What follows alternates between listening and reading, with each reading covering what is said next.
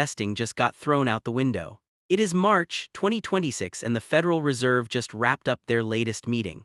While some investors were screaming for deep rate cuts, Jerome Powell and the committee held steady at 3.5 to 3.75%. But do not let that pause fool you. The data is shifting. Inflation just hit 2.4%, which is a major signal.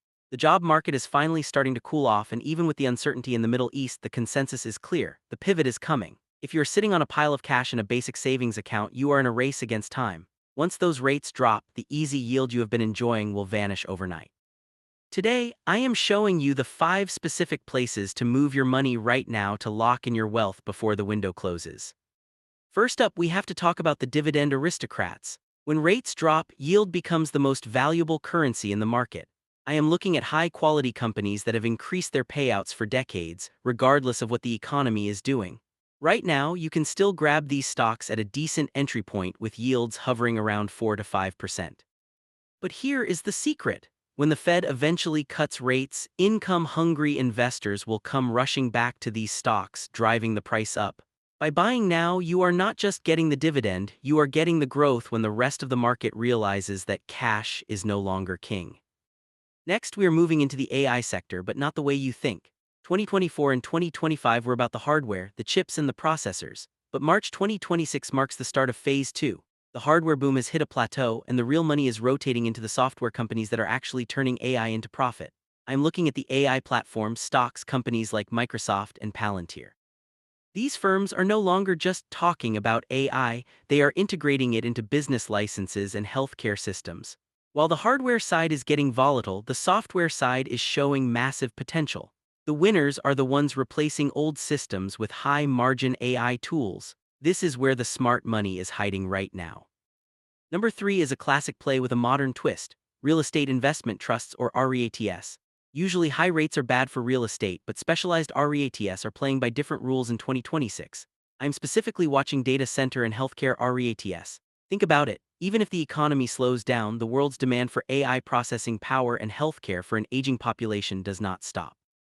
Some of these sectors are up over 40% in the last year alone. By investing in an REIT index fund, you get a diversified slice of this pie. When rates finally drop, the interest expense for these companies goes down, and their dividends become even more attractive to the average investor. For those of you who want zero risk but still want to beat the bank, we are looking at short-term government bond funds. Since the Fed is in wait-and-see mode, short-term yields are still very attractive. By using an ETF like BIL or SHV, you are essentially parking your money in government-backed debt that pays out monthly. The strategy here is simple: use these instruments to stay liquid.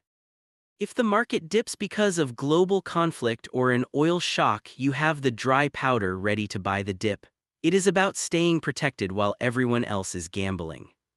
Finally, we have to address the hidden risk of 2026: energy and infrastructure. With oil volatility hitting the market, traditional tech might struggle with rising costs. That is why pick number 5 is global infrastructure. I'm looking at the toll booths of the global economy, the pipelines, the power grids, and the shipping terminals. These companies have high barriers to entry and massive pricing power. In a world of uncertainty, you want to own the things people cannot live without.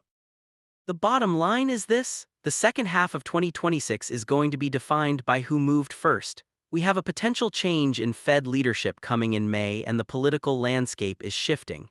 Do not wait for the official rate cut announcement to start moving. By then, the opportunity will be gone. If you want the full list of ticker symbols and the spreadsheet I used for this analysis, let me know in the comments below. I am trying to hit a big goal of 4,000 watch hours this month, so if you found this valuable, please leave a like and let the video run to the end. It truly helps a new channel grow. I am curious, are you playing it safe right now, or are you chasing the AI software boom? Let us talk about it in the comments. I will see you in the next one.